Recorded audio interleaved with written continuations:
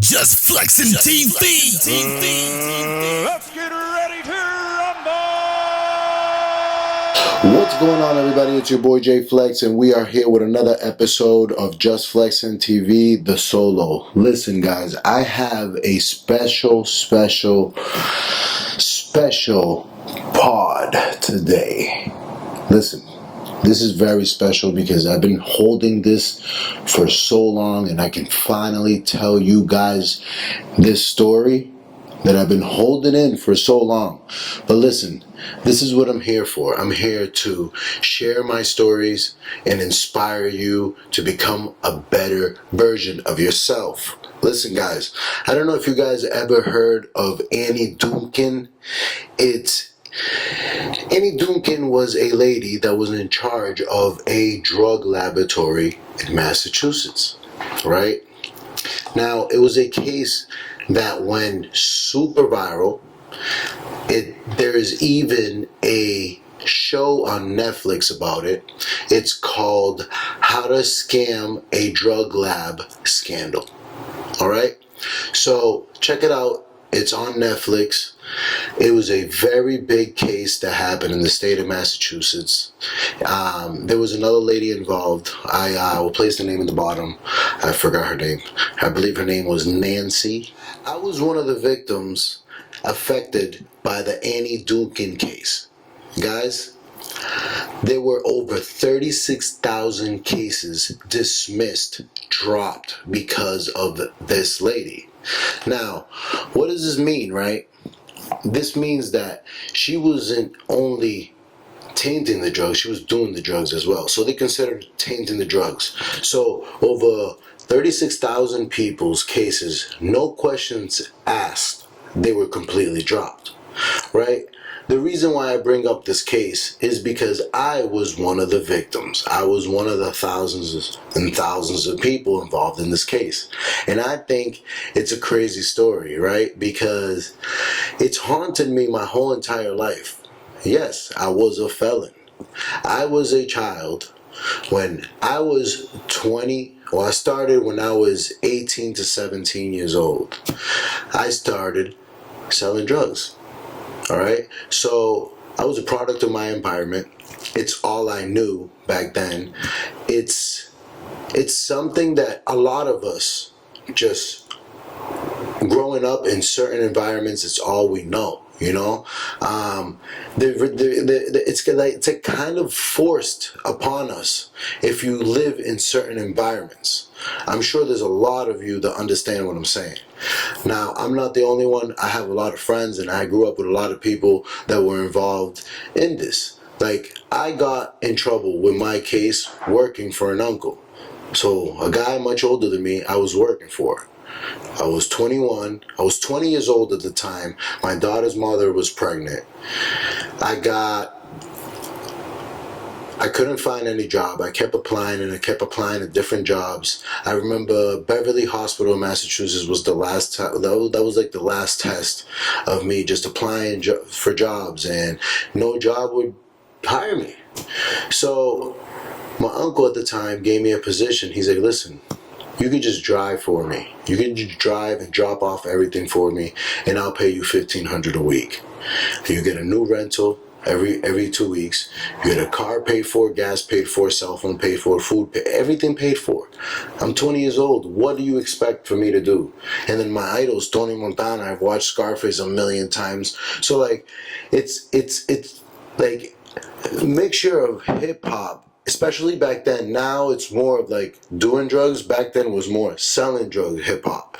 So like the growing up in the hip hop era, being in the streets, being in the block, growing up very far ahead of my time, I didn't give myself a chance to learn any other way. Like, yes, school, but back then, guys, like, we were forced upon school like never before. Like, now it's where school is like not cool anymore, but like, you know, being an entrepreneur is a cool thing now. Back then when I was growing up, that wasn't. So there was only two routes.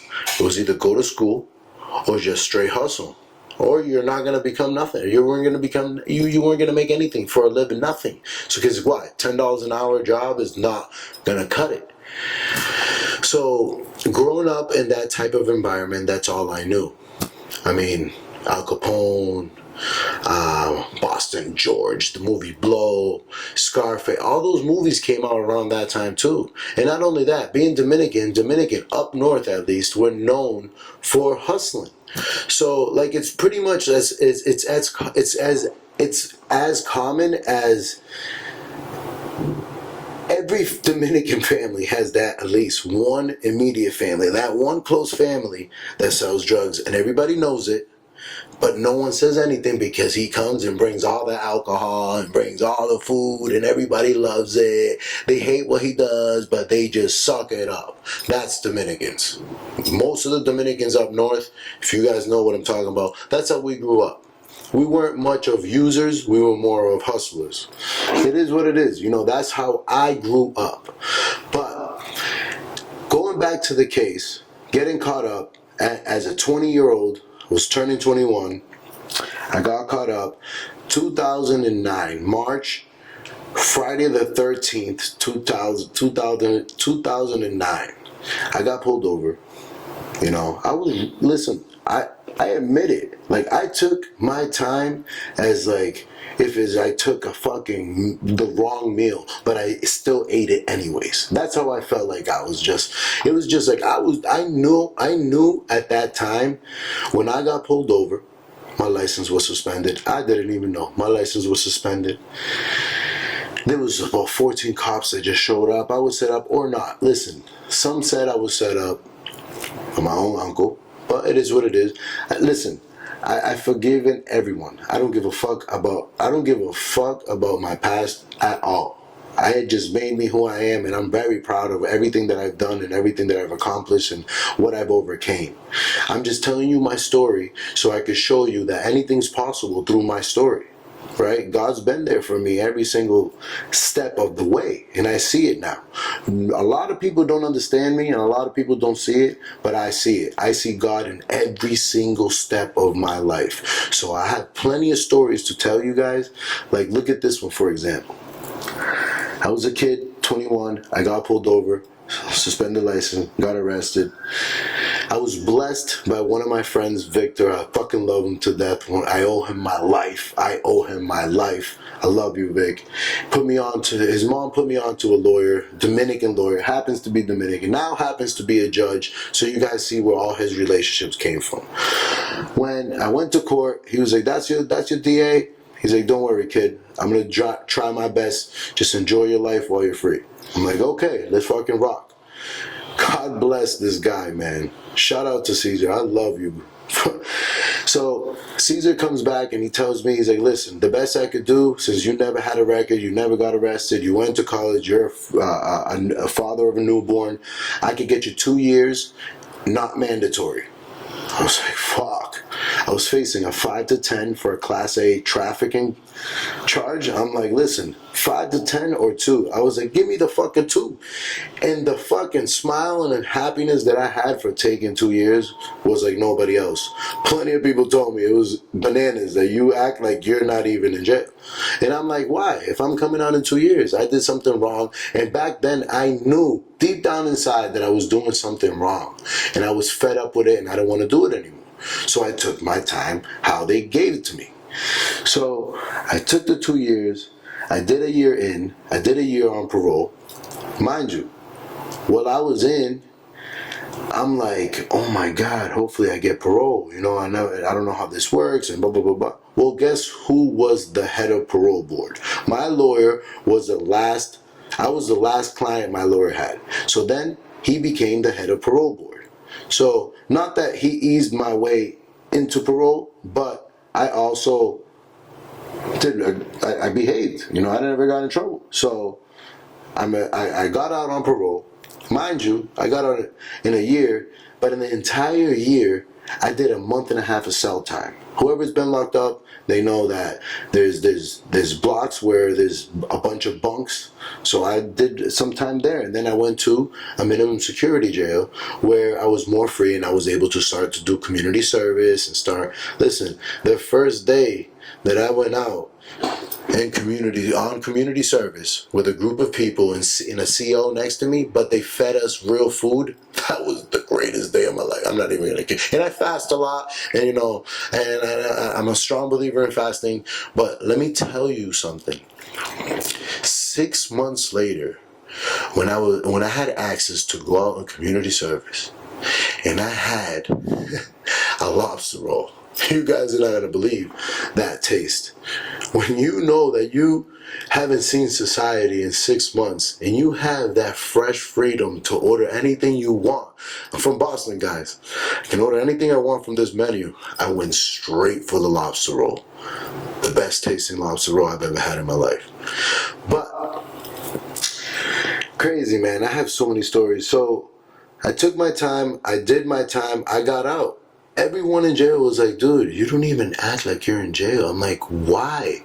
Why am I going to stress this? I'm not going to stress this. It's funny because right before I went in too, I told my daughter's mom, I remember telling her, I was like, listen, you're single, I'm single. I'm going in here on a mission. When I get out, if you're single, we're single. Well, it is what it is. But I'm not going in there with a headache, and I'm not going to go there to stress anything on the outside world because I'm going in there to do my 2 years. That's exactly how I took it.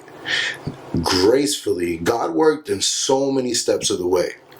I got sentenced December 18th, 2009. My lawyer was able to get me about 3 weeks until I turned myself in. So I had from December 18th to January 6, 2010 to enjoy the holidays with my family. Bro, like, blessed. That's blessings after blessings. Like, who gets sentenced? They're like, no, in 3 weeks he's gonna turn himself in. Like, that was just blessing after blessing after blessing. So I took it, I went in, I got out, I did my time. Right? I did my time happily because I knew I did something wrong. Well, fast forward to a few years later, here comes Annie Dookhan fucking up all these cases, over 36,000 cases, out the fucking door, and mine was one of them. In 2023, I received a letter here in the state of Florida in the mail with a $1,200 check from all my parole months and my reinstating of my license. Right? And my felony came off. I lived 13 years of my life getting denied apartments, jobs. Well, it's like having bad credit. Same thing. It's like, do they ask for your background? Do they ask for your background? Well, how about your back? Like 13 years of my life. I could have known. I thought of suicidal. I've had suicidal thoughts growing up a lot of times. I'm mentally sane now. Before, when I was reckless, I had a lot of mental issues before that I've learned how to master throughout the years. I figured myself out. This is why I am sharing all these stories with you guys, because I know what I did correct to make me, like, I'm 37 years old and I feel like unstoppable. I feel unbelievable because of all the experiences that I went through. I have so many fucking stories to share with you guys. This is just one little part of my story. And it was a blessing that happened 2 years ago.